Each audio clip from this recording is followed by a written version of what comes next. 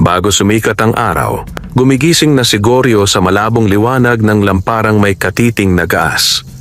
Tulad ng nakasanayan, ibinabad niya ang kamay sa malamig na timba, hinugasan ang nanigas na pawis sa muka at saka pinakinggan ang umuusal na huni ng kuliglig sa labas. Sa gilid ng kanilang kubo, natatanaw ang malawak na kalbong bahagi ng bundok, isang sugat na unti-unti nilang inuukit upang may maipakain sa pamilya. Magtrotroso si Goryo, mabait, tahimik at marunong magdasal, ngunit bawat tagpas ng palakol ay parang kumakagat sa sarili niyang budhi. Basta't mag-ingat ka, paalala ng asawang si Lina. Inaayos ang gusot na kumot ng anak nilang si Mila. May balita kagabi, may mga naguwian daw na wala sa sarili mula sa banda ng Pulang Ilog. Para raw silang napuyat pero sabi ng ilan, naligaw ng mga anino. Mga panakot lang yon para hindi tayo pumasok sa baryo ng mga baguhan. Tugon ni Goryo, nakangiting pilit. Tinampian niya ng halik ang noo ni Lina at saka nagbitbit ng lumang palakol, lubid at balikatang basket na may tubig at bahaw na kanin na may kaunting tuyo. Uuwi ako bago lumubog ang araw. Lumakad si Goryo, sinasalubong ng amoy lupa at ng malamig na simoy na humahaplos sa balat na parang dasal ng umaga. Ang daang dinaraanan niya ay makipot, kaguhit ng mga paa ng kalabaw at gulong ng karitong may kahoy. Maraming beses na niyang naraanan ang mga punong nakatindig pa, tila mga bantay ng kagubatan, at naririnig ang bulong-bulungan ng mga dahon sa itaas, para bang pinupuna ang bawat kilos ng taong may hawak na palakol. Habang papalalim sa gubat, dumampi sa hangin ang kakaibang amoy. Hindi lanta, hindi hayop, kundi isang banayad na halimuyak na parang pinaghalong sampagwita at bagong pitas na dayap. Napahinto siya. Ang mga luntiang damo sa paligid ay tila may hamog na kumikislap. Nasa banda roon ang matandang puno ng narra. Kilalang kilala ng mga manginginom ng tuyo sa baryo sapagkat dito raw nagpupulong ang mga diwata, ika ni Apotasyo, ang pinakamatandang mga ngahoy sa kanilang pangkat. Pumintig ang dibdib ni Goryo. May kung anong pangungusap ang hangin. Humihingi ng tulong. Nilaro niya sa daliri ang rosaryong nakatusok sa bulsa. Huwag kang matatakot, bulong niya sa sarili. Tao ka, may bait ka. Ngunit ang mga kwento ng matatanda, tikbalang sa sangandaan, kapre sa lubid ng hangin at engkanto sa ilog ay biglang nagsulputan sa gunita, kumukurot sa batok tulad ng malamig na palad. Paglapit niya sa matandang narra, nakita niya ang isang anyong nakahandusay sa pagitan ng mga ugat na wari higanting baywang ng puno. Sa unay inakala niyang kabayo, puting-puti ang balahibo, mahaba ang buntot at may tikwas ng walang awang kagandahan. Ngunit pag-igik ng liwanag sa mga dahon, nahagip ng kanyang paningin ang kakaibang anyo. Katawang tao mula balikat, may payat na buto ngunit matipuno ang hugis, mga bisig na parang pinitpit na kahoy, at ulo. Ulo ng kabayo o marahil higit pa dahil sa pagitan ng dalawang matang may pilik na sinlambot ng ulap, may bakas ng sakit at pagod. Tikbalang. Napaatras si Goryo, muntik nang mabitiwan ng palakol. Ang mga lumang babala ng kanyang ina noon. Kapag nakakita ka ng hindi tao sa gubat, huwag mong bubulabugin at higit sa lahat, huwag mong aapihin, ay sumapak sa kanyang sentido. Nangilid ang lamig sa batok niya. Ngunit kasunod ng takot ay ang mas mahalagang nakita. Ang tiyan ng nilalang, malaki, bilog, tila puno ng sanggol. Buntis. Buntis na tikbalang. Diyos ko, bulala si Goryo, halos pabulong. Napansin niyang bahagya itong humihinga, mabilis at mababaw, parang may tinatakbuhang kabag sa dibdib. Sa paligid ay nagkalat ang mga napigtas na dahon at sanga, waring may pinanggalingang pagtugis o pagtatalon. May bahid ng dugo, manipis, mapusyaw sa damo. Hindi tao ang dugong iyon. Tila mas mapusyaw kaysa karaniwang pula. Halos perlas ang kulay kapag tinamaan ng liwanag. Niluhuran niya ang nilalang. Idinikit ang likod ng palad sa leeg nito. Mainit. Baka may lagnat. Tinampirin niya ang tainga sa dibdib. Narinig niya ang mahihinang tibok, parang dalawang tambol. Isa para sa ina, isa para sa sanggol. Napapikit si Goryo. Kung aalis ako ngayon, baka wala ng buhay pagbalik ko, sabi niya sa sarili, na parang binibigkas ang mangyayaring kapalit ng pag-alis. Sa may kabilang gilid, sa bandang hilaga kung saan tumatakbo ang isang maliit na sapa, may tunog ng mga paang humahawi sa damuhan, mga tao. "Hoy, Goryo!" Boses ni Tiburcio, kasamahan niyang brusko, palaging may taba sa ngiti. "Ang aga mo namang pumuwesto. May napili ka na bang puputulin? Sabi ni Kapatas, sa Maynara na matanda raw tayo, may tatamaan na kontrata. Kasunod nito'y halakhakan pa ng isa pang kasama, si Nardo, na palaging may dalang itak kahit hindi kailangan." Parang naglaho ang init sa palad ni Goryo. Kung matuklasan ng mga iyon ng buntis na tikbalang, baka babuyin, pagbibiruan o sakyan ng kabastusan. Hindi sila magdadalawang isip na ibenta ang buntot, ang balahibo, ang kahit anong bahagi sa mga usisero sa bayan. Bumilis ang tibok ng puso niya. Saglit siyang tumayo, tumingin sa paligid, at namataan ang kapirasong lambak sa likod ng mga ugat ng nara. Siksik sa pako-pakong ligaw at baging, ngunit may sapat na pagtataguan. "Goryo," muling tawag ni Tiburcio, "mas malapit na ngayon. Huwag ka nang magkunwari riyan.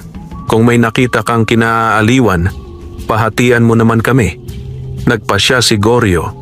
Mabilis ngunit maingat niyang hinawakan ang ilalim ng tikbalang, doon sa may tadyang kung saan tila mas kaunti ang hapdi, at sinubukang hilahin patungo sa lilim na mas malago.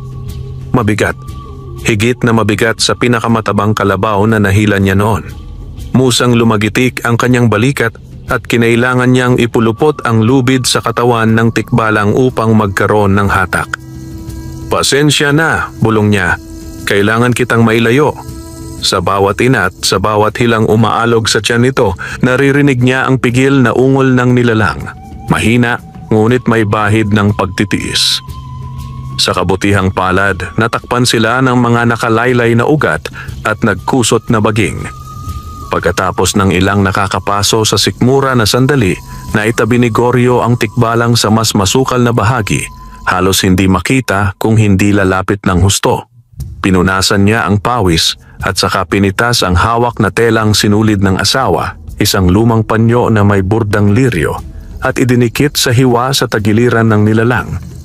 Nagbalot din siya ng dahon ng bayabas na pinikapiga, itinapal sa sugat at mahigpit na ibinalot ng piraso ng damit na nakatali sa baywang niya. Alinman sa mga aral ni Aling Sabel, ang kumadrona sa baryo o dasal na sinipol ng hangin, bahala na kung alin ang gagana. "Goryo!" Halos nasa paanan na ng Nara ang tinig ni Nardo. "May bakat ng hooves dito, malalaki. Baka may kabayong ligaw." Kumurba ang isip ni Goryo, nagmamadali ang dila. Sumipot siya mula sa kabila ng puno, pinipilit ipaling ang katawan upang mailihim ang kinaroroonan na tikbalang. "Oh, nandito pala kayo," aniya, ngiting ipokrito. "Wala naman akong nakita, mga kahoy lang na natamaan ng hangin kagabi. Grabe ang ihip. Parang may bagyong dumaan kasi ang mga sanga, nagkapigtasan." Sumulyap si Tiburcio sa paligid, kumamot sa ulo at pagkatapos ay ibinalik ang tingin kay Goryo. "Kung wala kang nakita, ba't parang nanginginig ka? At bakit basang-basa ang panyo mo ng... ano to? Puti?" Napatitig si Goryo sa sariling kamay. Ang malabnaw na dugong perlas ng tikbalang ay kumapit sa kanyang mga daliri, nagsilbing panibagong kaba. Dahon ng gabi, mabilis niyang sambit, pilit na humahalakhak. "Alam mo namang may dagta yon." Hinila niya ang panyo, ikinubli sa bulsa, at sabat-sabay na tumalikod upang linlangin ang atensyon. Tara na sa gawain. Kapag nakita tayo ni Kapatas na ang daldal lang, tanggal ang kota. Nagkatinginan ng dalawa, parang nagdududa, ngunit sa huli nagkibit balikat at nagpunta sa kabilang hanay ng kakahuyan kung saan may iba pang punong itinala sa mapa ng kumpanya. Naiwan si Goryo, pinapakinggan kung tuluyang lumayo ang yabag. Pagpanatag ng paligid, bumalik siya sa kinaroroonan ng tikbalang. Mas mahinahon na ang hininga nito, ngunit bakas pa rin ang pangangalog ng tiyan, isang sutsot na parang kulog na malayo. Makinig ka, hindi ko alam kung naiintindihan mo ako, maingat niyang wika. Pero tutulungan kita. Maghahanap ako ng tubig at ibon anghang na mabisa sa lagnat. Kinalagan niya ang kanyang bote ng tubig, hinayaang tumulo ng kaunti sa mga labi ng nilalang. Sa unang patak, bahagyang gumalaw tikbalang. Napangiwi, ngunit di na muling pumalag. Ang mga mata nito, kahit nakapikit, ay may kilabot na tila alaala ng pinanggalingang panganib. Lumakad si Goryo patungong sapa. Sa bawat hakbang, nararamdaman niya ang pangangalay nang noon pa sanay sa palakol ngunit hindi sa pag-aaruga. May nababasa siyang mga bakas sa putikan. Hindi lamang paa ng tikbalang, kundi mga paang tao rin. Mabibigat, magkakapares, pazigzag, na parang may humahabol. Hindi niya alam kung anong uri ng tao ang magtatangkang tumugi sa isang buntis, kahit pa ito'y nilalang na lampas tao. Nang makarating sa sapa, kumuha siya ng tubig sa bote at naghahanap ng mga dahon ng tanglad at luya-luyahan na maaaring pakuluan kung may sisidlan at apoy lamang. Sa kasamaang palad, wala siyang oras magpaapoy kaya minarapat niyang magbalik agad. Ngunit naalalahanang baka bumalik ang mga kasama, kinuha niya ang mga natirang balat ng saging sa baunan, piniga ang katas at inilagay sa isa pang boteng walang laman. Isa itong lumang payo ni Aling Sabel para sa paghapdi ng kalamnan. Pagbalik niya sa lilim ng Nara, napansin niyang may kaunting pagliyab sa hangin. Hindi apoy, kundi liwanag na tila alikabok na pilak umiikot sa katawan ng tikbalang. Nang gamitin niya ang palad upang pahiran ang noo nito ng katas na kanyang nakuha, bahagyang dumilat ang nilalang. At sa pagdilat na iyon, sinabi ni Goryo sa sarili na wala siyang nakitang mas tahimik at mas tao pa na mga mata. May kutob siyang naiintindihan siya nito. Sinubukan niyang ngumiti, marahang umusal. Hinding-hindi kita ibebenta. Mula sa malayo, umalingaw-ngaw ang pito ni Kapatas. 3 ulit, maliksi, nangangahulugang magsisimula ang hatulan ng mga punong tatamaan ngayong araw. Naramdaman Goryo ang bigat ng dalawang mundo sa balikat niya, ang mundo ng trabaho at kwarta at ang mundo ng gubat at habag. Kung iiwan niya ang tikbalang, baka hindi na niya ito matagpuan pagbalik o baka matagpuan ng iba. Kung hindi siya magpapakita sa Kapatas, baka tapyasan ang kanyang sweldo o mapag-initan. Sandali lang, bulong niya sa tikbalang. Babalik ako. Itinali niya ang ilang piraso ng dahon at baging upang magmistulang kurtina sa pinagtataguan nito at saka lumakad ng dahan papunta sa lugar ng pagtitipon. Pagdating niya, nadatnan niya ang iba pang magtrotroso. May 20, karamihan ay marurungis na binata, ilan ay mga ulila ng kakulangan ng lupa. Si Kapatas Doro, payat, matulis ang baba at mas matulis ang mata, ay nakatayo sa harap ng isang mapa na nakasilid sa kahoy na frame. Mga inaatay, panimula nito, may darating na tagalungsod. Binayaran tayo para sapulin ang mga nakaturo sa mapa, lalo na yung nakapaligid sa matandang Nara. Mas mabilis, mas maigi, may pabuya sa makakakita ng anumang di pangkaraniwan. Sabi ng nagbayad, may nilalang daw na umi-istambay sa lilim niyon. Gusto nilang makita.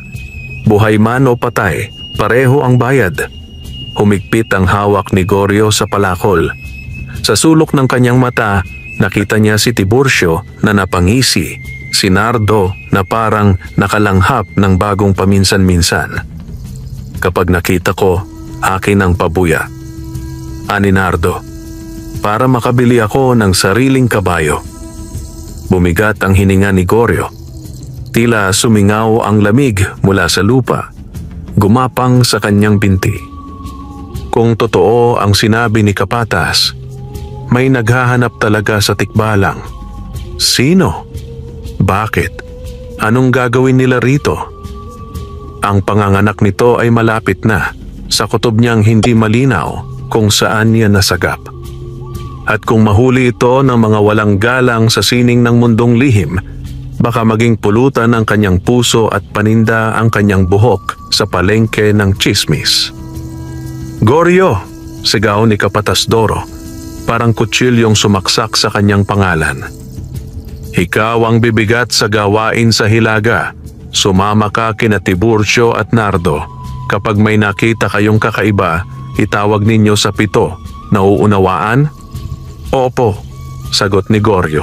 Tuyot ang lalamunan. Nagkaluskusan ang pangkat nang muli silang maghiwa-hiwalay. Sa bawat yabag, pinakikiramdaman ni Goryo ang direksyon ng hangin, ang huni ng ibon, ang pangingintab ng araw sa pagitan ng sanga. Lahat ay posibleng palatandaan kung may taong naligaw sa kanyang lihim. Bawat tingin ni Tiburcio at Nardo ay maingat niyang sinasalag ng biro. Doon na tayo sa kanan, mas maraming tuyo ang resba kapag may sobra. Uy, mukhang may pugad ng putakting malaking halaga ron. Pinauuna niya sila kung saan malayo sa pinagtaguan. Bakas sa mukha niya ang pangkaraniwang pagod, ngunit sa loob ay rumaragasa ang kabog ng pag-aalala. Nang magkaroon siya ng pagkakataong maligaw ng kaunti, tulad ng isang taong magpapaligo lang sa ilog, bigla niyang binaybay ang pamilyar na palumpong, nakipagsayaw sa mga baging, at muli niyang naabot ang taguan. Nananatiling tahimik ang tikbalang, ngunit nagbago ang ritmo ng hininga nito. Mas pantay, hindi na ganoon kabigat. Lumapit siya, inilapit ang bibig sa tainga nitong parang bata. Sabay bulong, "May mga naghahanap sa iyo. Kailangan kitang mailayo mula rito." Sa unang pagkakataon, dumilat ng buo ang mga mata ng tikbalang at tumitig sa kanya. Walang salitang lumabas, ngunit malinaw ang sagot. Isang tiwala na halos masakit sa dibdib. Sa dulo ng liwanag sa ibabaw ng mga dahon, may lumilipad-lipad na maliliit na lamparang parang alitap-tap. Ngunit mas malamlam, mas maputi. Tila espiritu ng hamog. Pumikit si Goryo. Tumawid sa hangin ang isang kalmadong pakiramdam. Parang himig ng ina naghehele ng sanggol. "Goryo!" Sigaw muli ni Tiburcio, mas malapit kaysa dati.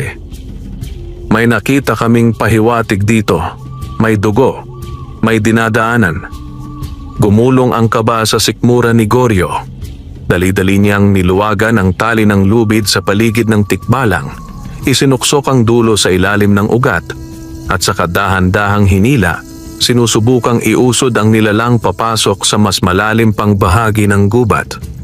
Nananaghoy ang mga baging, ngunit sinikap niyang hindi lumikha ng ingay na kalabog. Sa bawat pulgada, parang taon ang lumilipas sa takot at paghahangad na huwag madiskubre. "Dito sa kabila," sigaw ni Nardo. "May yabag." Napatras si Goryo, kumabog ang puso sa lalamunan. Napatingala siya sa matandang Nara at doon niya namataan ang isang sanga na tila hagdan pataas. Kung may pupuesto niya ang tikbalang sa likod ng malakurtinang ugat at dahon, malalamangan niya ang linya ng tanaw ng mga kasama. Ngunit paano? Buntis ito at isang maling hila ay maaaring magpalala ng kalagayan. Walang panahon upang mag-alinlangan. Inilapat niya ang dalawang kamay sa tagiliran ng tikbalang, inasinta ang lakas sa kanyang mga hita at likod, at sabay hilaangat, hilang may dasal. Napanganga siya sa bigat, napangiwi ang nilalang, ngunit umusad sila ng kaunti, sapat para mailipat sa pwesto sa likod ng mas makapal na kumpol ng palumpong. Gumulong ang ilang bato. Tila kumulo ang katahimikan. Sa mismong saglit na iyon, dumikit ang mga yabag ng mga kasama sa kabilang panig ng Nara. Ilang dangkal na lamang at matatamaan ng kanilang paningin ang tinataguan.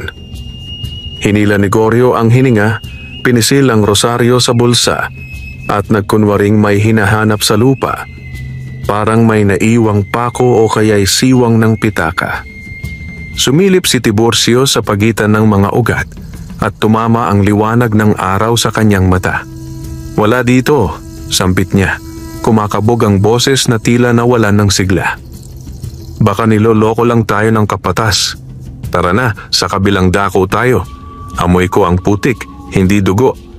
"Hindi," sabat ni Nardo. "Parang may katas ng kung ano dito." Yumukod siya, dinikitan ng daliri ang lupa at ikinaskas sa dila. Pait. Hindi tao. Hayop.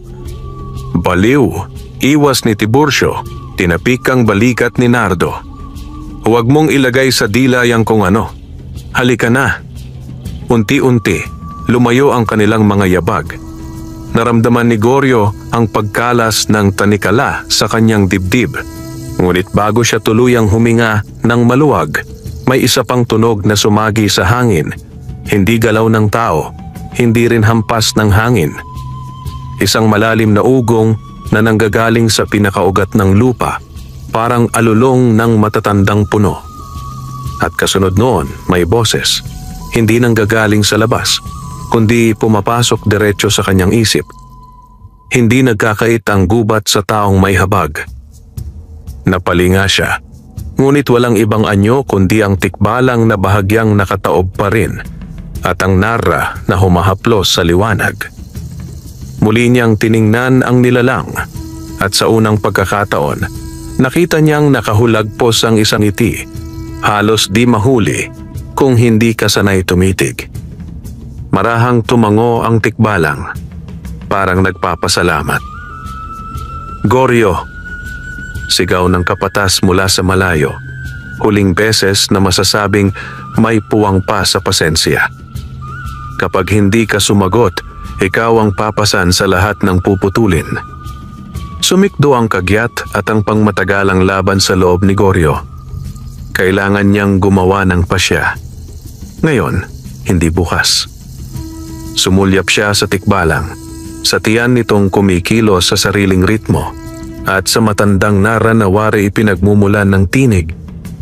At doon, sa pagitan ng trabaho at kapalaran, may gumuhit na landas na hindi niya inaasahang tatahakin. Tutulong siya, buo ang loob, kahit sa kapalit ay trabaho, kaalitan, o pagkatanggal. "Hintayin mo ako," bulong niya sa nilalang. "Babalik ako na may paraan." Binitawan niya ang palakol at ipinalit ang lubid sa balikat. Kinuha niya ang maliit na itak, hindi para pumutol ng puno, kundi para putulin ang mga baging nahahadlang sa daang papalayo. Tumayo siya, humakbang sa liwanag, at sa wakas ay sumagot sa tawag ng kapatas, boses na tila walang bahid ng panginginig. "Opo, kapatas, parito na po." At habang naglalakad siya palayo, kumikislap sa gilid ng kanyang paningin ang mga alitap-tap na puti, parang basbas ng lihim. Sa ilalim ng matandang Nara, isang buntis na puting tikbalang ang nakapikit. Humihinga ng mas payapa, at ang unang tatak ng tiwala ay naihigpit sa pagitan nila, isang bigkis na hindi kahoy ang pinagmulan, kundi habag. Pagbalik ni Goryo sa baryo, tanghali na. Ang araw ay nakasindi sa ulunan ng langit na parang nagbabantay at ang hangin ay tuyot mainit. Nakasabit sa kanyang balikat ang palakol na hindi man lang nagamit sa buong maghapon. Habang tinatahak niya ang makipot na daan pauwi, paulit-ulit sa kanyang isipan ang nakita sa gubat. Ang buntis na puting tikbalang na nakahandusay sa lilim ng matandang Nara at ang marahang tinig na pumasok sa kanyang isip, hindi nagkakait ang gubat sa taong may habag. Parang sumpa ang mga salitang iyon. O basbas, hindi niya alam. Ang alam lang niya, mula noon, Nagbago ang tibok ng kanyang dibdib. May kakaibang katahimikang bumalot sa kanya at tuwing pipikit siya, ang anyo ng tikbalang ay parang nandoon pa rin sa harap niya, nakapikit, humihinga, at nagbabantay sa hiwagang di niya palubos maunawaan. Pagdating sa kubo, sinalubong siya ni Lina. "Goryo, bakit ngayon ka lang? Akala ko may nangyari sa inyo," sabi nito habang mabilis na sinandok ang malamig na sabaw na may patani at tinapa. "Pasensya ka na," sagot ni Goryo. "May punong inutusan kaming suriin pero nagkaproblema. Hindi ako nakapagtroso." Di ibig sabihin, bawas na naman ang bayad ninyo?" Tumango si Goryo, nangingiti ng pilit. "Ayos lang, may iba akong nahanap." Napatingin si Lina, nagtataka. "Iba? Ano naman yon?" Umiling siya. "Bukas ko na ikukwento, gabi na, pahinga muna tayo." Ngunit nang humiga siya sa banig, hindi siya dalawi ng antok. Sa bawat sutsot ng hangin sa labas, sa bawat ugong ng mga kuliglig, naririnig niya ang paghinga ng tikbalang, mahina, malamig at humihingi ng tulong. Parang nilulukob ng dilim ang kanyang isip. Nang tuluyan siyang pumikit, tila dinala siya ng panaginip pabalik sa kagubatan. Nasa harap niya ang matandang Nara. Kumikislap ang mga ugat nito na parang ginto. Sa lilim, nakatayo ang tikbalang. Ngunit ngayon ay gising na ito, matikas. Nakasuot ng damit na tila hinabi sa liwanag ng buwan. Ang buntis nitong tiyan ay kumikislap at sa loob may liwanag na umiikot. Parang bituin na nakakulong sa sinapupunan. "Goryo," sabi ng tinig nito, hindi gumagalaw ang labi. "Ang sanggol sa aking sinapupunan ay hindi karaniwang nilalang. Ito ay anak ng kalikasan at liwanag. Maraming naghahangad dito. Ang sinumang makakakita sa akin ay pinagkakalooban ng pagsubok, tulungan o saktan. Ang pinili mo ay awa at dahil doon, ikaw ay magiging tagapangalaga." "Tagapangalaga?" usisa ni Goryo. "Tanggapin mo ito." Lumapit ang tikbalang at inabot ang kanyang palad. Sa sandaling iyon, tila may malamig na simoy na dumaloy mula sa mga ugat ng Nara. Pumasok sa kanyang katawan at tumigil sa kanyang dibdib. Nakaramdam siya ng biglang kirot. Hindi sakit, kundi parang bigat na isinabit sa kanyang kaluluwa. "Kapag naramdaman mo ang hangin na walang simoy, alalahanin mo ako. Huwag kang matakot. Ang gubat ay magtitiwala sa iyo." Sa sandaling iyon, bumalik ang dilim at nagising siya sa sarili niyang higaan, pawis na pawis, humihingal, at hawak ang dibdib na tila may dumadamba sa loob. Kinabukasan, maaga siyang bumalik sa bundok. Hindi siya nagpahintulot kay Lina na sumama o magtanong. Dala ang tubig, ilang pirasong tinapay at ang lumang rosaryo ng kanyang ina. Alam niyang delikado ang ginagawa niya, pero parang may puwersang nagtutulak sa kanya. Pagdating sa lugar ng matandang Nara, hindi niya naabutan ang tikbalang. Ang lupa ay may mga bakas ng pagkilos, mga dahong nagalaw, at ang bahagyang bakas ng dugong kulay perlas na patuloy pa ring kumikislap kahit tuyo na. Ngunit sa di kalayuan, may narinig siyang pag-iyak, mahina, mapanglaw at puno ng kirot. Sinundan niya ang tunog at doon niya muling nakita ang tikbalang, nakasandal sa isang batong lumot, nanginginig. Nangingintab ang pawis sa katawan nito at ang tiyan ay mas malaki na, tila malapit ng manganak. "Goryo," mahinang wika ng nilalang sa pamamagitan ng isip, "may mga tao kagabi, mga lalaki. Nagpapaputok ng baril, nagtago ako rito, ngunit hindi ko na kayang maglakad." Lumingon si Goryo. Sa lupa may bakas ng paa, hindi isa kundi 3, mga mabibigat, at may marka pa ng takong ng bota. Si Tiburcio? Si Nardo? O iba pa? Wala silang dapat malaman, wika ni Goryo. "Tutulungan kita, pero kailangan mong magtiwala sa akin. Ikaw lamang, sagot ng tikbalang, ang tumulong ng walang kapalit. Kumuha si Goryo ng tubig, pinainom ito sa pamamagitan ng dahon. Pagkatapos, sinubukan niyang pagtakpan muli ng mga baging ang paligid. Ngunit sa kanyang mga kamay ay kumikinang na ang mga hibla ng dahon, parang tinutubuan ng liwanag. Lalong tumindi ang kaba niya. Tagapangalaga, bulong ng hangin.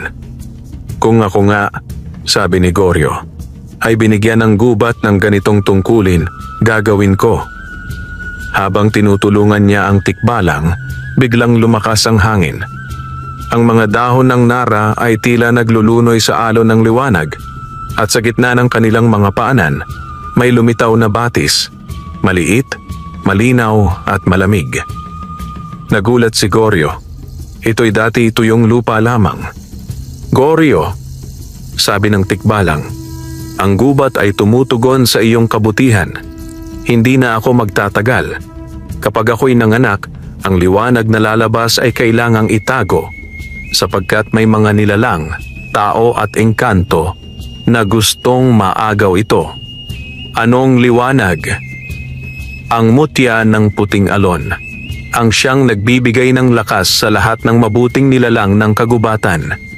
Ngunit kung mapunta sa kamay ng mga ganid, magdudulot ito ng pagkabulok sa lupa at pagkasira ng hangin. Nanlaki ang mata ni Goryo. At ako ang dapat mag-ingat nito? Tumango ang tikbalang. Kapag dumating ang oras, ikaw lamang ang makakakita kung saan ito itatago. Sa sandaling iyon, narinig nila ang tunog ng pito, ang senyas ng kapatas, 3 ulit tulad ng kahapon. Ngunit ngayon, may kasunod na putok ng baril. Napatigil si Goryo. Alam niyang hindi iyon simpleng putok sa ere. Ibig sabihin noon, may nakita silang kakaiba. Nagkatinginan sila ng tikbalang. Sa mga mata nito, may takot na nahahalo sa pag-asa. Goryo, wika nito. Kung sakaling abutan tayo, huwag mo akong ipagtatanggol gamit ang dahas. Ang gubat ang kikilos, ngunit kailangan mong manatili. At bago pa siya makasagot, biglang lumitaw sa paligid nila ang manipis na hamog, maputi, malamig, at parang may mga aninong gumagalaw sa loob. Narinig niya ang mga yabag ng mga tao, papalapit, mabibigat, galit na galit. Si Goryo ay napatingala, hawak ang rosaryo, at sa kanyang dibdib, naramdaman niyang muling umalab ang malamig na liwanag na ibinigay ng tikbalang sa kanyang panaginip. Habang papalapit ang mga manghihimasok, unti-unting sumingaw mula sa lupa ang mga ugat ng nara, parang mga ahas na handang sumakop sa sinumang lalapit. Ngayon ko malalaman, bulong ni Goryo sa sarili, kung totoo ang habag ng gubat. At sa paglapit ng unang putok ng baril, sumabog ang liwanag mula sa mga dahon, puti, bughaw at ginto, at nilamon ang buong paligid ng isang mahiwagang sinag. Sa unang saglit ng liwanag, tila huminto ang lahat. Ang mga ibon sa mga sanga ng nara ay tumahimik, ang hangin ay biglang humina, at ang mga yabag ng mga lalaking armado ay naputol sa gitna ng pagkilos. Ang mga dahon ay kumikislap na parang pilak sa araw, at sa ilalim ng puno, si Goryo ay nakatayo, nakapikit, mahigpit ang hawak sa rosaryo, at ang kanyang katawan ay nilalamon ng puting liwanag na tila apoy ngunit hindi mainit. Mula sa kabilang panig, narinig niya ang sigaw ni Nardo. Anong nangyayari to? Si Goryo! Nakita niyo ba si Goryo? Parang may apoy sa paligid ng nara. Diyos ko! Umaalab ang hangin! Sigaw naman ni Tiburcio, nanginginig ang tinig. Ngunit sa gitna ng kaguluhan, si Goryo ay payapang huminga. Ang tikbalang ay nakahiga pa rin sa kanyang tabi, ngunit ang mga sugat nito ay tila nagsisimulang magsara. Mula sa kanyang tiyan, lumalabas ang sinag ng liwanag, banayad ngunit makapangyarihan, parang sinag ng buwan na nagiging buhay. Goryo, bulong ng tikbalang, hindi sa tainga kundi sa loob ng kanyang isip. Ang gubat ay sumasaklolo sa atin. Huwag kang kikilos. Hayaan mong ang kalikasan ang magtanggol. At doon, sa pagitan ng mga aninong papalapit, sumigaw si Nardo. Siya yon. Siya yung hayop. Buhay pa. Kunin natin bago makatakas. Narinig ni Goryo ang tunog ng paghakbang sa mga tuyong dahon. Mabilis, mabibigat, at may kasamang kalansing ng bakal. Binuksan niya ang mga mata. At ang nakikita niya ay hindi lamang mga tao, kundi mga nilalang sa kanilang likod.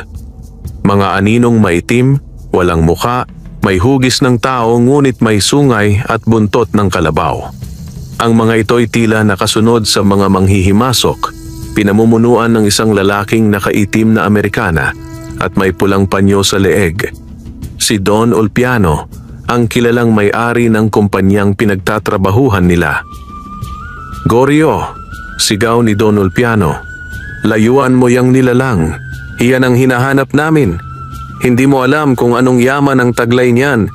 Baka makapagpabago ng kapalaran mo kung ipapasa mo sa akin. Ngunit tumindig si Goryo, tahimik at humarang sa pagitan ng tikbalang at ng mga lalaki. Hindi ito yaman, sagot niya. Buhay ito at buntis siya. Hindi ko kayo hahayaang saktan siya. Umalingaw-ngaw ang halakhak ni Don Ulpiano. Buntis? Isa kang hangal, Goryo. Ang dugong ng mga nilalang na yan ay may kapangyarihan. Kapag nakuha ko ang mutya na ilalabas niyan, kayamanan at kapangyarihan ang magiging akin. Sa likod ni Don Ulpiano, may lumabas na isang matandang lalaking payat. May bitbit na baston na may hugis ulo ng ahas. Si Mang Sargon, ang albularyong kilalang marunong sa kulam at mahika sa baryo. Ang mga mata nito ay kulay abo, parang walang laman. Panginoon, sabi ni Mang Sargon, malapit na siyang manganak. Ang sanggol ng nilalang na iyan ay hindi karaniwan. Kapag naagaw natin ang mutya ng puting alon, ikaw ang magiging pinakmakapangyarihan sa Samar. Ang lupa ay luluhod sa iyo. Ngunit bago pa makalapit ang mga tauhan ni Don Ulpiano, nagdilim ang paligid, hindi dahil sa gabi, kundi dahil sa makapal na hamog na biglang bumalot sa lahat. Mula sa mga ugat ng Narra, sumulpot ang mga anyo ng mga espiritu ng kagubatan, mga duwende, diwata at aninong kahoy na tila nagmumula sa mga puno mismo. Ang mga mata nila ay bughaw at sa bawat galaw kumakalansing ang mga dahon. Layo, sigaw ni Goryo. Ang gubat ay buhay. Umalis kayo. Ngunit nagtaas ng kamay si Don Ulpiano. Sargon, gamitin mo na ang usok. Mabilis na nagbato ng pulbos si Mang Sargon sa lupa. Itim, mabaho at may usok na parang asupre. Unti-unting napawi ang liwanag ng hamog. Ang mga espiritu ng kagubatan ay tila nagsisigawan, naglalaho sa hangin. Ang mga puno ay nagsimulang magputukan ang mga sanga, parang sinasakal ng lason. Tingnan mo, sigaw ni Tiburcio.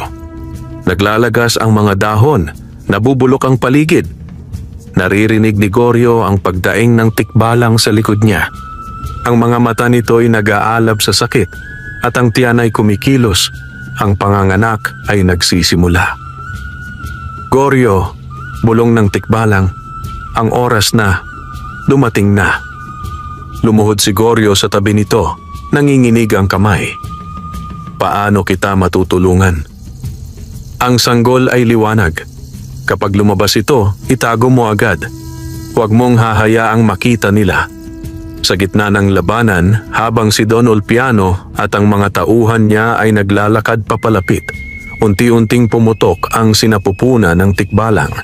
Hindi dugo ang lumabas, kundi daloy ng liwanag, bughaw na may puti, at sa gitna nito ay isang maliit na bola ng liwanag na parang bituin. Napatakip ng mata si Goryo. Ang kanyang dibdib ay tila tinamaan ng kidlat. Yun, sigaw ni Sargon. Yun ang mutya ng puting alon. Kunin ninyo. Ngunit bago pa man sila makalapit, inabot ng tikbalang ang kamay ni Goryo at sa isang iglap, lumipad ang mutya patungo sa kanyang dibdib. Dumikit ito sa kanyang balat at tuluyang lumubog sa kanyang puso. Napasigaw siya sa sakit, parang pinasok ng apoy ang kanyang katawan. Ang tikbalang ay napahiga, humihingal. Tagapangalaga, ikaw na. Pagmulat ni Goryo, naglalagablab ang paligid. Ang mga ugat ng Nara ay parang buhay, gumagalaw, umiikot, at sinasagkaan ang mga taong gustong lumapit. Si Don Ulpiano ay napaatras, si Sargon ay napasigaw. Ano to? Bakit parang binubuhay mo ang gubat? Sigaw ni Ulpiano. Ngunit hindi na si Goryo ang dating Goryo. Ang kanyang mga mata ay kumikislap sa liwanag ng mutya. At sa bawat hakbang niya, ang mga ugat ng lupa ay sumusunod. Ang hangin ay umuugong, parang nagagalit. Hindi ito laban ng tao, sabi ni Goryo. Mababa ngunit mariing tinig. Ito ay hustisya ng kalikasan. Ang mga puno sa paligid ay parang sabay-sabay na huminga. Sa isang iglap, ang mga lalaking tauhan ni Don Ulpiano ay tinangay ng ugat at hinila ng lupa, parang sinisid ng kalikasan mismo. Si Tiburcio ay napasigaw bago tuluyang nalunod sa mga dahon. Si Nardo ay tumakbo, ngunit isang baging ang pumulupot sa kanyang paa at hinila papasok sa dilim. Si Don Ulpiano lamang at si Mang Sargon ang natira, parehong nanginginig. Huwag! Sigaw ni Ulpiano. Hindi mo alam kung anong kapangyarihan ang pinapasukan mo. Ngunit hindi sumagot si Goryo. Sa halip, lumapit siya sa tikbalang at dahan-dahang itinakip ang kanyang balabal sa katawan nito. Ligtas ka na, bulong niya. Ang tikbalang ay napatingin sa kanya, ngumiti at sa huling hininga ay naglaho. Naging alabok na liwanag na lumutang sa hangin, umikot sa paligid ng Nara at saka pumasok sa puno mismo. Ang Nara ay muling naging tahimik. Ang hamog ay unti-unting nawala. Si Don Ulpiano at si Sargon ay mabilis na tumakbo paalis, hindi na lumingon.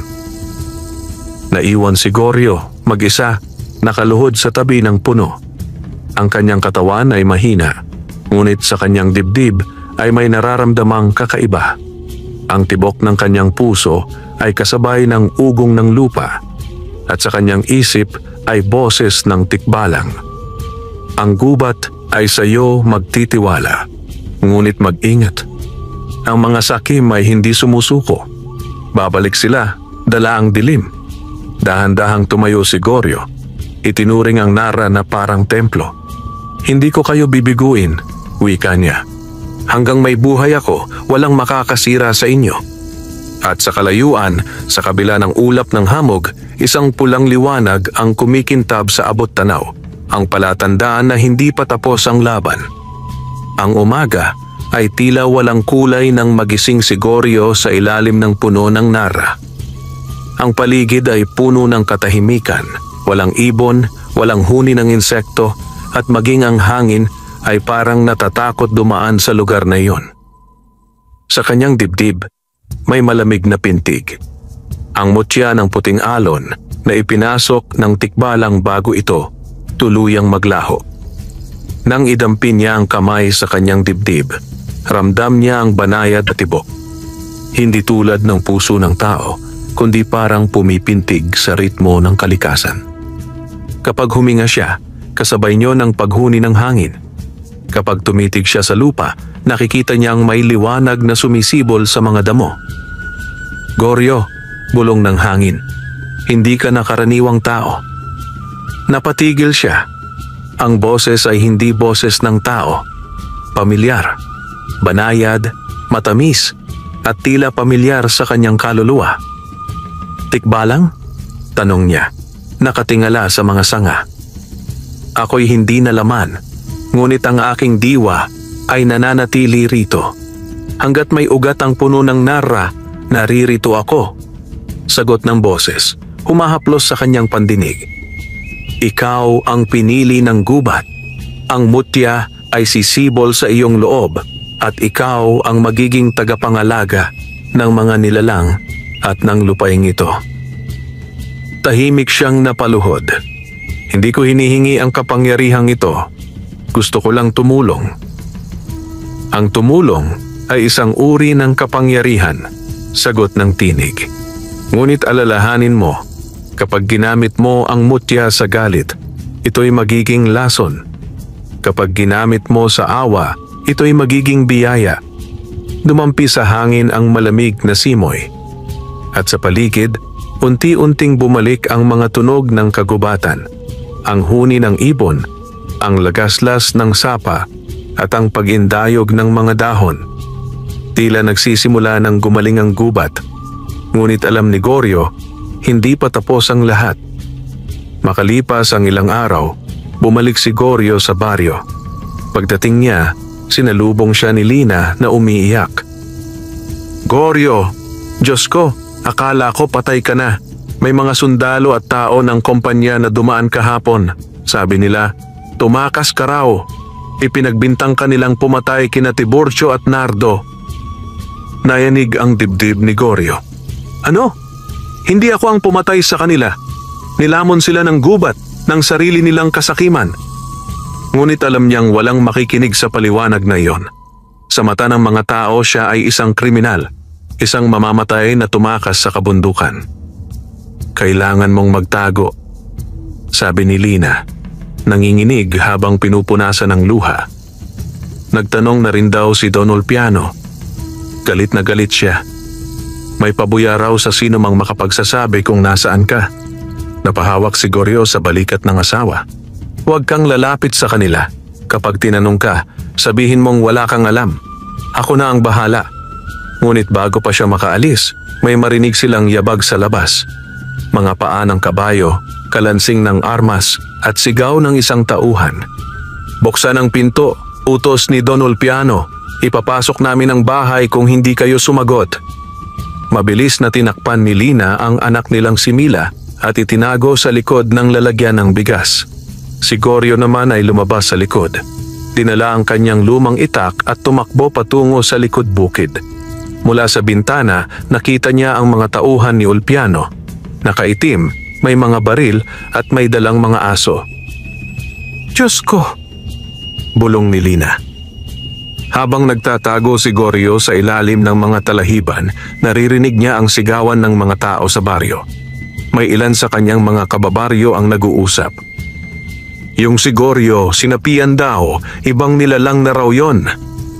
Sabi ni Mang Sargon, may taglay daw na sumpa, pinaslang daw ang mga kasama. Pumintig ang sakit sa puso ni Goryo. Sa halip na purihin, siya ay kinatatakutan. Ang kabutihan niyang ginawa ay nauwi sa kasinungalingang ikinakalat ng mga sakim. Ngunit sa gitna ng kanyang pagtakas, narinig niyang muli ang tinig ng tikbalang. "Goryo, huwag kang magalit. Ang galit ay apoy na kumakain sa sarili. Hanapin mo muna ang bundok ng Himlayang Abo. Doon mo malalaman kung paano mo maipagtatanggol ang gubat at ang iyong pamilya." Sa ilalim ng gabi, naglakad si Goryo patungong hilagang bahagi ng Samar, ang direksyon ng bundok na kilala sa mga alamat. Ayon sa matatanda, walang sinumang nakabalik mula roon. Sinasabing tirahan daw iyon ng mga espiritong lumayas sa kanilang mga tahanan, mga duwending itinakwil, mga engkantong nagtampo at mga kaluluwang naghihiganti. Ngunit wala siyang takot. Ang tanging laman ng kanyang puso ay ang pangakong binigay niya sa tikbalang, pangalagaan ng gubat at ang mga inosente.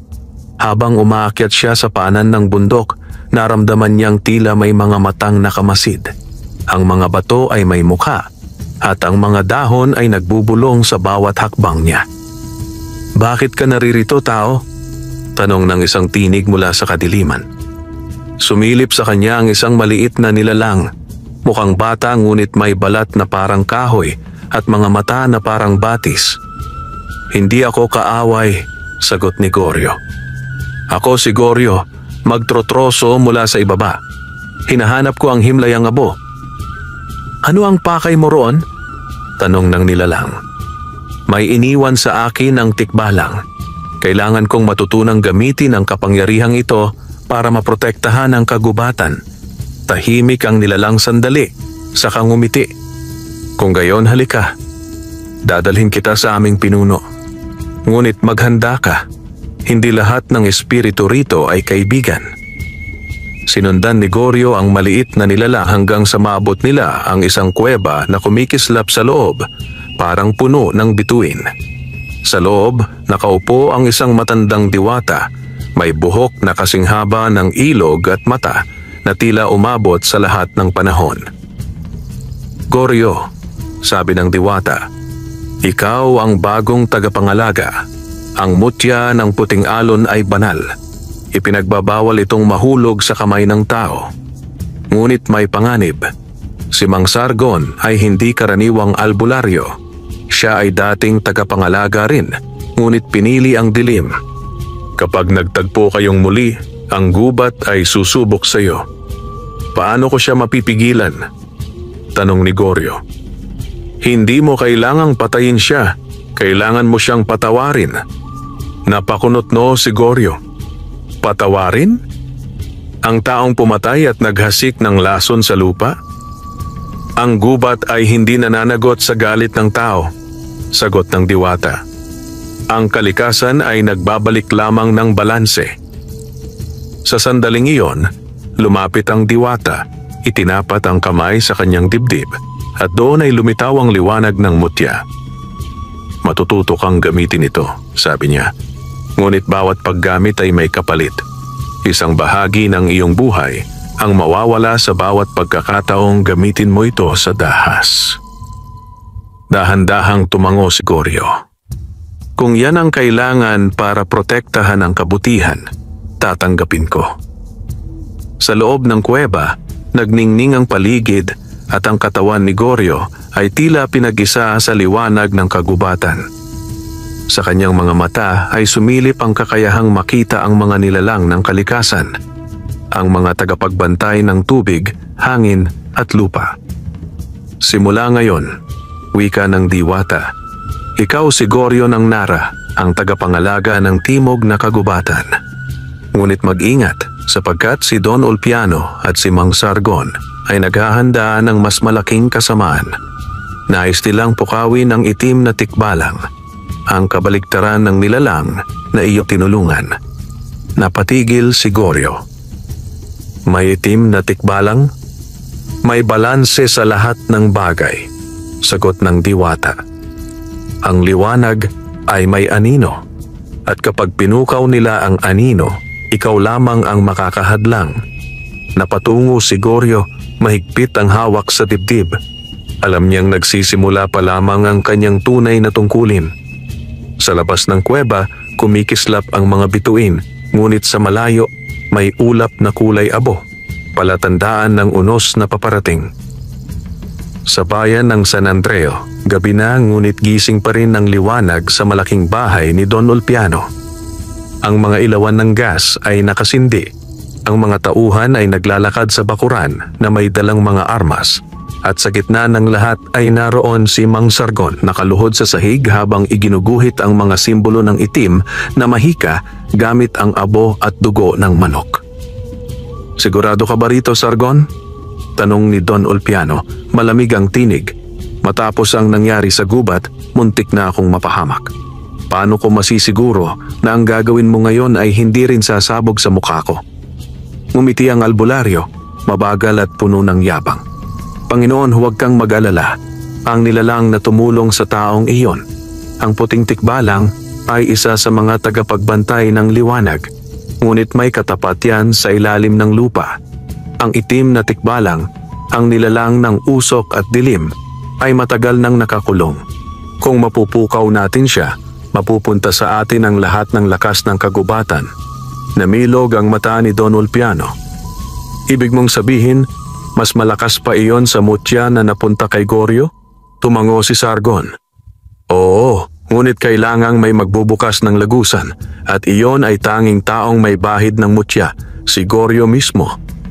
Nagbago ang ekspresyon ng mayamang Don. Kung ganon, kailangan ko siya buhay. Buhay ngunit nasasakop ng takot, sagot ni Sargon, sabay abot ng maliit na bote ng kulay itim. Ito ang usok ng anino.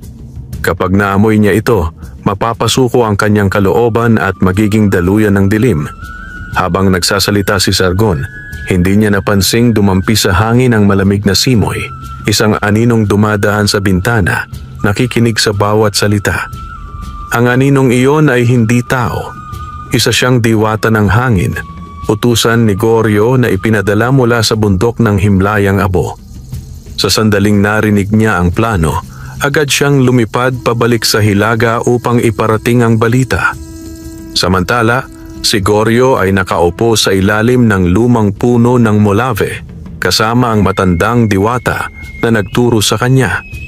Sa mga nakalipas na araw, natutunan niyang gamitin ng lakas ng mutya, ang paghilom ng sugat, ang pakikipag-ugnayan sa mga hayop at ang pakikinig sa wika ng hangin. Ngunit sa bawat paggamit niya ng kapangyarihan, nararamdaman niyang parang may kumakain sa kanyang lakas. Tila unti-unting naglalaho ang mga taon ng kanyang buhay. Lahat ng kapangyarihan ay may kapalit, sabi ng diwata habang pinagmamasdan siya. Ang tunay na tagapangalaga ay hindi lumalaban upang manalo, kundi upang protektahan. Tandaan mo yan, Goryo ng Nara. Tumango si Goryo, huminga ng malalim. Kung ganon, handa akong magbayad ng buhay basta't mailigtas ko ang mga inosente, lalong-lalo na si Lina at si Mila. Dumating ang diwata ng hangin, hingal at nag-aalab. Goryo! Sigaw nito. Ang mga taong sakim ay gumagawa ng ritual sa bayan. Si Mang Sargon at si Don Ulpiano, pinupukaw nila ang itim na tikbalang, nayanig ang lupa. Maging ang mga sanga ng molave ay lumiyad na parang natakot. Kung magtagumpay sila, sabi ng matandang diwata, madidilim ang kagubatan. Ang mga ilog ay magiging abo at ang mga puno ay mauubos. Tumayo si Goryo, mahigpit ang hawak sa kanyang dibdib kung saan nananahan ang mutya. Hindi ko hahayaang mangyari yan, kailangan kong bumaba. Hindi mo pa lubos na kontrolado ang lakas mo, babala ng diwata. Wala nang panahon, sagot ni Goryo, at sa isang iglap, nilamon siya ng liwanag. Sa bawat hakbang pababa ng bundok, ang kanyang mga mata ay kumikislap sa bughaw na liwanag at ang hangin ay sumusunod sa kanyang utos. Habang patuloy ang pag-awit ni Mang Sargon ng mga sinaunang orasyon, ang lupa sa paligid ng mansyon ni Don Ulpiano ay nagsimulang gumalaw. May lumalabas na itim na usok mula sa lupa, malamig, mabigat, at may amoy ng nasusunog na bakal. Sa gitna ng mga abo, may lumilitaw na hugis ng kabayo. Malaki, maitim, at may mga matang nagliliyab sa pula. "Diyan ka na!" sigaw ni Sargon, tumatawa. Ang itim na tikbalang ay gigising sa ilalim ng sumpa ng kasakiman. Ngunit bago tuluyang maganap ang kabuuan ng ritual, may malakas na hangin na dumaan, isang buhawi ng liwanag na dumapo sa gitna ng kanilang bilog. At mula roon ay lumitaw si Goryo, nakasuot ng balabal na yari sa dahon ng nara, at ang kanyang mga mata ay kumikislap sa liwanag ng mutya. "Tumigil kayo," sigaw niya. "Hindi ninyo alam ang nilalaro ninyo." Ngumisi si Don Ulpiano. "Goryo, ang dating magtrotroso, akala ko'y patay ka na. Mabutit dumating ka, ikaw mismo ang kailangan namin." "Hindi ako magiging kasangkapan ninyo," mari sagot ni Goryo. "Ang gubat ay hindi pag-aari ng sinuman." "Talaga?" sabat ni Sargon, sabay-sabay ng itim na pulbos sa hangin. "Kung gayon, hayaan mong ang usok na ito ang magdesisyon." Pumailan lang ang usok, dumiretso sa ilong ni Goryo bago pa man siya makatakbo. Napasigaw siya, napaluhod, at ang kanyang paningin ay biglang nagdilim. Sa loob ng kanyang isipan, may tinig na umalingaw-ngaw, malalim, mabigat, at nakakatakot. "Ako ang anino ng liwanag na pinangakuan mo. Ako ang itim na tikbalang." Nakita niya ang sarili niyang anyo sa harap ng nilalang. Isang dambuhalang kabayong maitim, may usok sa bawat galaw at may mata na apoy. Gusto mo bang protektahan ang gubat? Tanong ng nilalang. O gusto mo lang ipaghiganti ang sarili mo sa mga taong sumira sa'yo? Hindi ako katulad ninyo, sigaw ni Goryo. Hindi ko kailangan ng poot.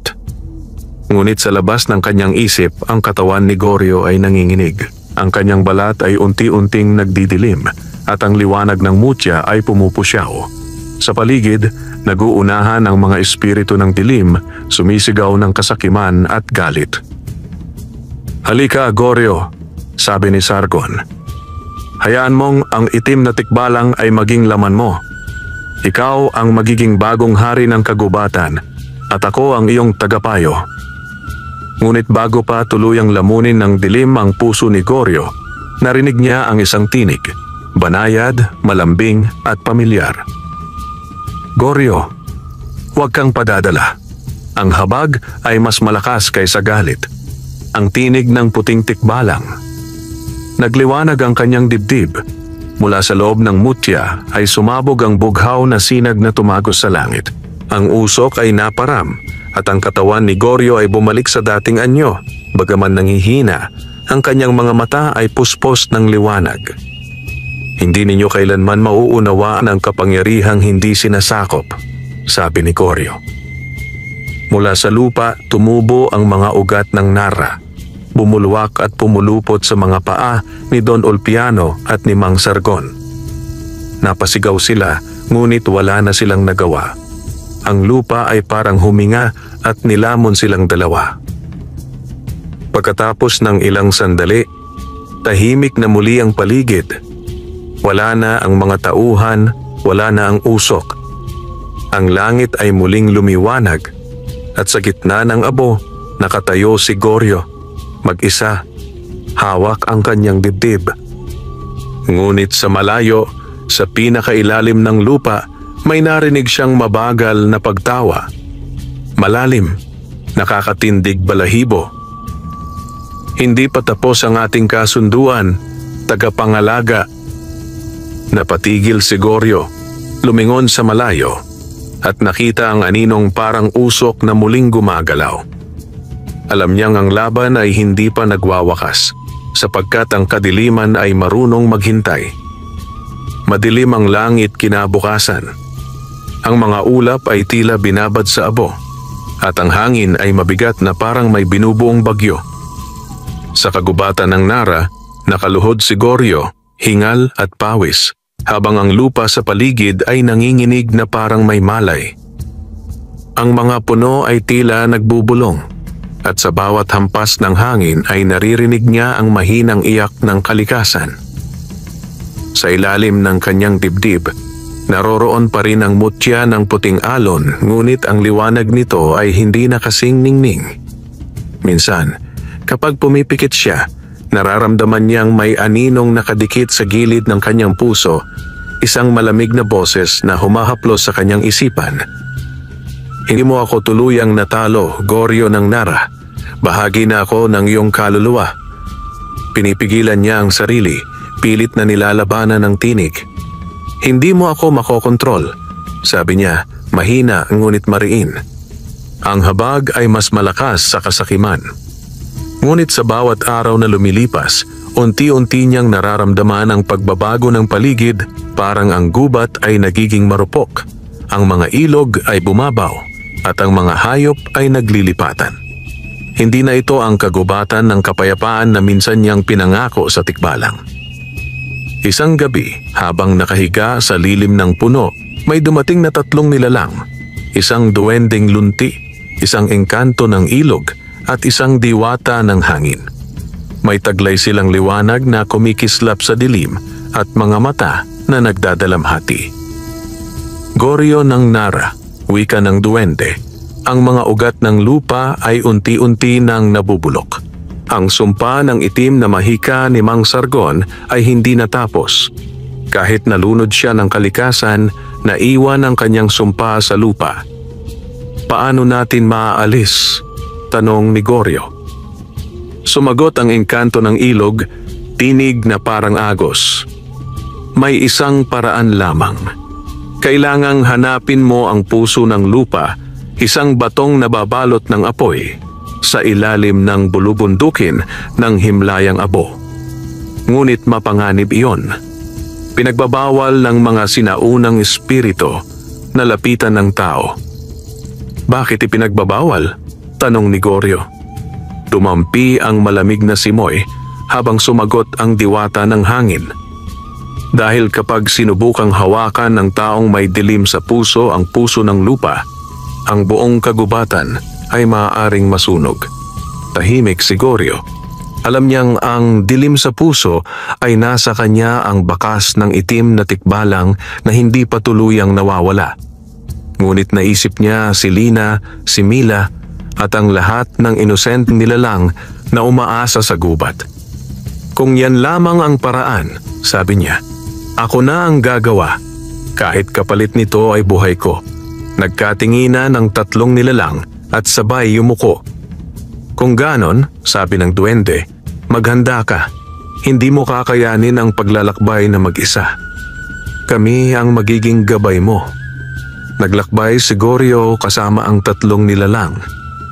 Tumawid sila sa mga sapa, umakyat sa mga bangin, at nilusong ang mga gubat na tila nakatingin sa kanila.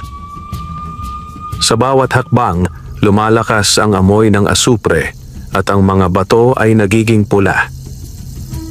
Dito nagsimula ang unang apoy ng mundo, paliwanag ng engkanto ng ilog. Sinasabing dito rin ipinanganak ang unang tikbalang mula sa liwanag at dilim. Napaisip si Goryo, kung ganon baka dito rin nagmula ang kapangyarihan ng itim na tikbalang. Tumango ang diwata ng hangin. Oo, ngunit huwag mong hayaang magising iyon sa loob mo. Kapag nadala ka ng galit o takot, magigising muli ang aninong iyon. Ngunit habang papalapit sila sa bulkan, biglang kumulog ng malakas. Gumuho ang bahagi ng lupa at mula sa kailaliman ay lumabas ang isang itim na usok na may anyong kabayo. May mga matang pulang naglalagablab at tinig na nagmumula sa ilalim ng lupa. Akala mo'y makatatakas ka sa akin, Goryo? Sabi ng boses. Ako ang galit ng kalikasan. Ako ang anino ng iyong awa. Wala kang lakas na lumaban sa sarili mong dilim. Napatigil si Goryo. Ang mga kasama niyang espiritu ay umatras, nanginginig. Ngunit hindi siya umatras. Tumindig siya, hawak ang kanyang dibdib. Kung bahagi ka ng puso ko, ako na mismo ang lalaban sa iyo. Itinaas niya ang kamay at mula sa mutya ay lumabas ang bughaw na liwanag. Nagbanggaan ang puting liwanag at ang itim na usok sumabog ang hangin at nagliyab ang paligid. Ang mga bato ay nagputukan at ang lupa ay nagbitak. Sa gitna ng kaguluhan, narinig ni Goryo ang tinig ng tikbalang na minsang tinulungan niya. Goryo, tandaan mo ang sinabi ko. Ang habag ay mas malakas sa galit. Isinara ni Goryo ang kanyang mga mata. Inalala ang lahat ng kabutihang kanyang ginawa, ang pagligtas, ang pag-aaruga, ang pagmamahal sa pamilya. Unti-unting nagliwanag ang kanyang katawan at sa sandaling iyon, ang itim na usok ay biglang huminto. Anong ginagawa mo? Sigaw ng boses ng dilim. Pinapatawad kita, sagot ni Goryo. Hindi ko kailangang ipaglaban ang liwanag kung kaya kong yakapin ang anino. At sa isang iglap pumutok ang liwanag. Ang itim na tikbalang ay napasigaw bago tuluyang naglaho sa hangin. Ang bulkan ay nagliyab, ngunit hindi sumabog. Sa gitna ng bato, lumitaw ang puso ng lupa, isang batong kulay pula na may apoy sa loob, ngunit malamig sa paghipo. Lumapit si Goryo, dinampot iyon at itinapat sa kanyang dibdib. Ang mutya at ang puso ay nagliwanag sabay bughaw at pula at nagsanib sa gitna ng kanyang katawan. Pagkatapos ng pagsasanib, lumuhod si Goryo. Ang paligid ay nagliwanag. Ang bulkan ay tila huminga ng magaan. Ang tatlong nilalang ay napaluha dahil ang dating mabigat na hangin ay napalitan ng katahimikan. Goryo ng Nara, sabi ng diwata ng hangin. Ikaw ngayon ang tagapangalaga ng lupa at hangin. Ang mutya ng puting alon at ang puso ng lupa ay iisa na sa loob mo. Ngumiti si Goryo kahit pagod. Hindi ako makapangyarihan. Isa lang akong tao na minahal ng gubat. Ngunit sa kalayuan, habang bumababa sila mula sa bundok, may naramdaman siyang kilabot, isang malamig na ihip ng hangin at boses na pamilyar. Pinatawad mo ako, ngunit hindi lahat ng anino ay tumatanggap ng liwanag. Paglingon niya, wala na ang boses, ngunit alam niyang hindi pa tapos ang lahat. Sa ilalim ng lupa, may kumikilos na bagong dilim, hindi na galing sa tikbalang, kundi sa tao. Makalipas ang ilang linggo, tahimik na muling bumaba si Goryo mula sa kabundukan. Ang kagubatan ay tila huminga ng panibagong sigla. Ang mga sanga ng puno ng Nara ay namulaklak. Ang mga ilog ay muling kumikislap. At ang mga ibon ay bumalik sa kanilang mga pugad. Ngunit sa kanyang dibdib, ramdam niya pa rin ang bigat ng kapangyarihang bumalot sa kanya. Ang mutya ng puting alon at ang puso ng lupa, pinagsama ng kapalaran at sumpa ng kanyang pagpili. Habang naglalakad siya pabalik sa baryo, dala ang pangarap na makapiling muli si Lina at ang anak nilang si Mila. Napansin niyang may kakaibang amoy ang hangin, amoy ng usok, nasusunog na kahoy at abo. Mabilis siyang tumakbo at pagdating niya sa gilid ng burol, tumambad sa kanya ang nakakasindak na tanawin. Ang buong baryo ng San Andreo ay naglalagablab. Nasusunog ang mga bubong ng nipa, ang mga puno sa gilid ng daan ay may apoy sa mga sanga, at ang mga tao ay nagsisigawan, nagtatakbuhan. Sa gitna ng kaguluhan, nakita ni Goryo ang mga armadong lalaki na may suot na itim at matatak na pulang palasong nakaukit sa kanilang manggas. Sa gitna nila nakatayo, buhay ngunit ibang-iba, si Don Ulpiano. Hindi makapaniwala si Goryo. Napatay na niya ang taong ito o inakala niyang nalunod na ng kalikasan. Ngunit ngayon, ang dating balat ni Don Ulpiano ay maitim na parang uling. Ang kanyang mga mata ay nagliliyab sa pula at sa kanyang likod ay may bakas ng mga ugat na parang sungay ng kahoy. Goryo! Sigaw ng tinig na paos, nanginginig sa galit. Ang kagubatan mong pinoprotektahan ay sa akin ngayon. Ako ang bagong hari ng lupa. Paano ka nabuhay? Sigaw ni Goryo habang lumapit, pinoprotektahan ang ilang bata na tumatakbo. Tumawa si Don Ulpiano, halakhak na parang bagyo. Hindi mo ba alam? Nang lamunin ako ng lupa, isang boses ang kumausap sa akin. Ang boses ng aninong iniwan mo, ang itim na tikbalang. Pinagkalooban ako ng lakas kapalit ng aking kaluluwa. Ako ang katawan ng dilim, Goryo, ang naging bunga ng iyong awa. Nayanig ang lupa. Mula sa mga anino sa paligid, may lumabas na mga nilalang na parang taong usok. Mga anino ng kasakiman, nilikha mula sa mga sumpa ng mga punong pinutol at mga hayop na pinatay. Walang habag ang mundong ito, sigaw ni Don Ulpiano. Ngayon, ang apoy ng aking kasakiman ang magtatapos sa lahat ng ito. Mabilis na bumalot ang dilim sa baryo. Habang ang mga tao ay nagtatakbuhan, lumuhod si Goryo at idinikit ang palad sa lupa. Mga espiritu ng lupa at hangin, sigaw niya, tulungan ninyo akong iligtas ang mga inosente. Sumagot ang kagubatan. Ang mga ugat ng Nara ay umusli mula sa lupa, hinila ang mga apoy at tinakpan ng mga dahon ang mga bahay na maaari pang masalba. Ang hangin ay umihip, binasag ang apoy sa mga bubong. Ngunit sa bawat ililigtas ni Goryo, si Don Ulpiano naman ay nagbubuga ng itim na usok mula sa kanyang mga kamay, sinusunog ang mga kalapit na puno. Wala kang magagawa, sigaw ng demonyong tinig ni Ulpiano. Ang anino ay hindi mo pwedeng talunin. Ngunit tumindig si Goryo. Kumislap ang kanyang katawan sa bughaw na liwanag. Kung galing ka sa aninong bahagi ko, kaya rin kitang patawarin. Hindi ko kailangan ng awa. Hindi para sa iyo, kundi para sa kalikasan. Itinaas ni Goryo ang dalawang kamay at mula sa kanyang dibdib ay pumutok ang sinag ng bughaw at pula, ang liwanag ng mutya ng puting alon at puso ng lupa. Ang mga puno sa paligid ay sabay-sabay na tumubo, parang mga sundalong mula sa lupa. Ang apoy ay naglaho at ang hangin ay umikot, nagiging buhawi ng liwanag. Si Don Ulpiano ay sumigaw, sinubukang lumaban, ngunit ang kanyang katawan ay unti-unting nagiging abo. Hindi mo ako mapapatay. Ako ang kasakiman ng tao. Ako ay babalik sa bawat puso ng sakim. Kung ganon, sagot ni Goryo, babalikan din kita ng habag. At sa huling sandali, pumulupot sa katawan ni Don Ulpiano ang mga ugat ng nara. Hindi upang patayin, kundi upang iselyo siya sa ilalim ng lupa sa pinakaugat ng kagubatan. Ang apoy ay tuluyang namatay at ang hangin ay naging malamig.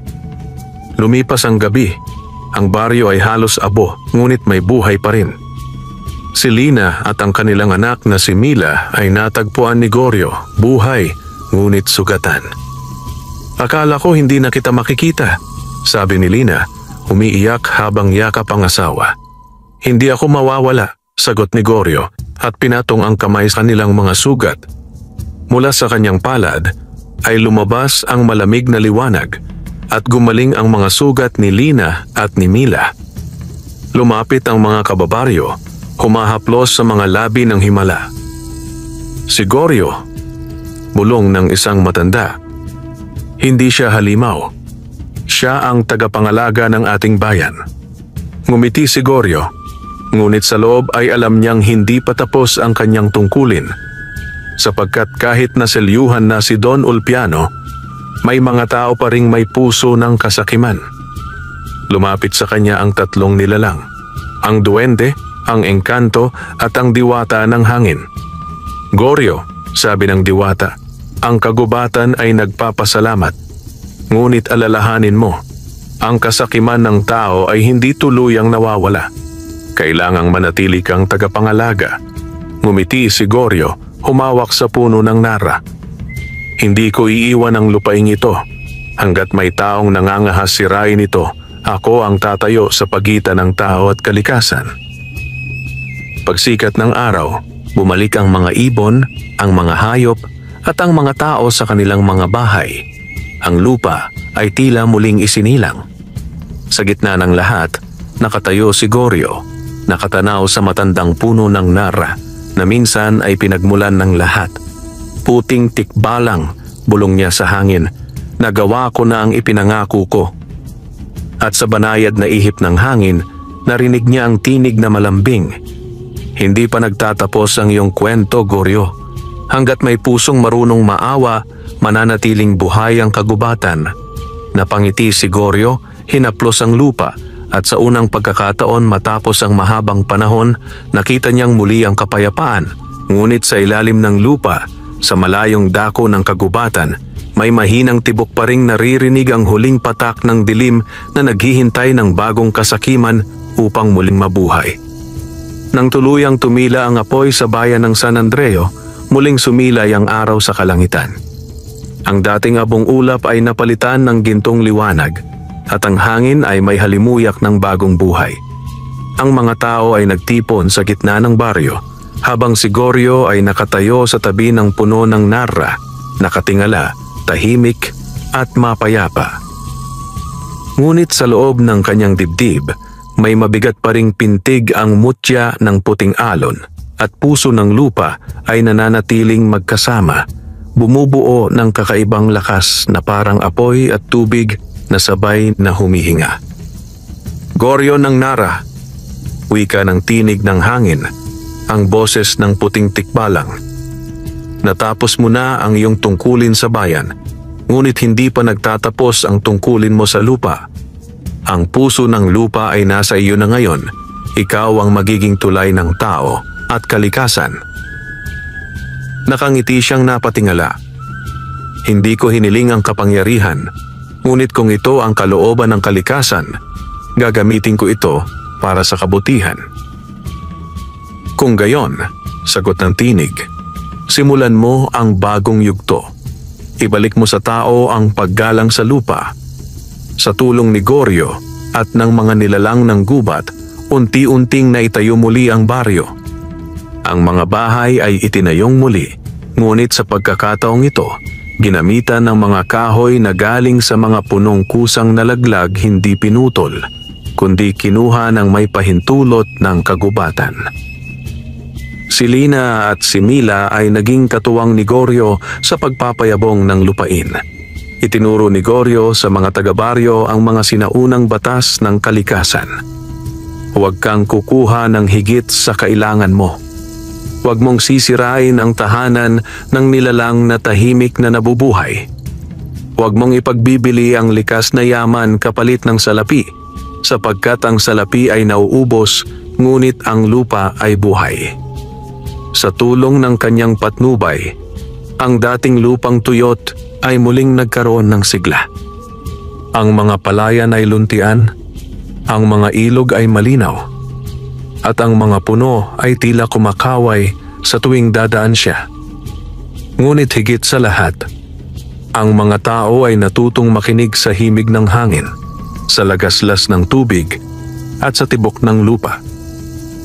Isang gabi, habang nagbabantay si Goryo sa ilalim ng matandang nara, nakatulog siya sa banig ng mga tuyong dahon.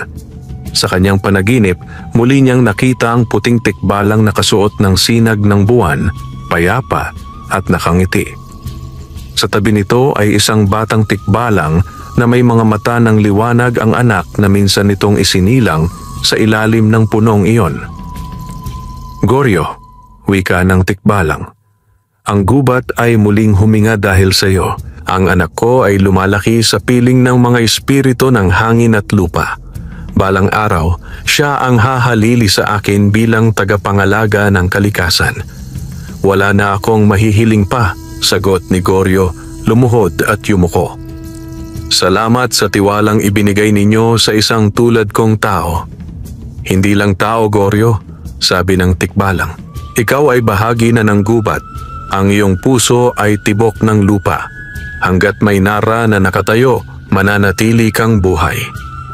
Sa sandaling iyon, yumuko ang liwanag ng buwan at ang tikbalang at ang anak nito ay naglaho sa hamog. Nagising si Goryo at sa ilalim ng kanyang kamay ay may lumitaw na maliit na buto kulay perlas, kumikislap. Inilibing niya ito sa tabi ng nara. Para sa susunod na tagapangalaga, bulong niya. Ngunit sa malayo, sa pinakailalim ng kagubatan, naroon ang isang lihim na anino. Sa pagitan ng mga ugat, may marahang pag-uga ng lupa at bulong ng malamig na hangin. Ang tinig ni Don Ulpiano ay mahina ngunit buhay. Ang kasakiman ay hindi kailanman mamamatay. Hanggat may pusong nasisilaw sa ginto, ako ay babalik. Napatigil si Goryo habang nakatingin sa abot tanaw. Narinig niya ang bulong ng lupa, hindi takot, kundi babala. Ngunit ngumiti siya. Kung sakali mang bumalik ka, hindi na ako mag-isa. Ang mga tao ngayon ay kakampi ng kalikasan. Tumindig siya sa gitna ng hamog habang sa kanyang paligid ay tumutubo ang mga puno. Tila sumasabay sa kanyang tibok ng dibdib. Sa abot tanaw, sumisikat ang araw gintong liwanag na tumatama sa mga dahon ng nara. Pagsapit ng umaga, ang buong baryo ay muling nagtipon sa paanan ng matandang nara. Itinuring nilang banal ang puno, hindi na lamang puno ng kahoy, kundi simbolo ng bagong simula. Ang matandang Kapitan Basilio ay lumapit kay Goryo. Simula ngayon, wika niya, ang punong ito ay tatawaging nara ng tagapangalaga. At ikaw, Goryo, ay ituturing naming bantay ng bayan. Nagpalakpakan ang mga tao at si Lina at Mila ay yumakap sa kanya. Ngumiti si Goryo, tumingala sa langit at sa banayad na ihip ng hangin ay muli niyang narinig ang tinig ng tikbalang. ang habag ay walang hanggan. At sa ilalim ng bagong umaga, habang ang araw ay sumisikat sa pagitan ng mga dahon, nagsimula ang bagong panahon ng San Andreo, panahon ng pagkakaisa ng tao at kalikasan. Ang mga ibon ay umawit, ang hangin ay naglaro, at ang lupa ay huminga ng magaan. Sa bawat tibok ng puso ni Goryo, naririnig ang tinig ng gubat. Salamat, tagapangalaga ng Nara. Wakas.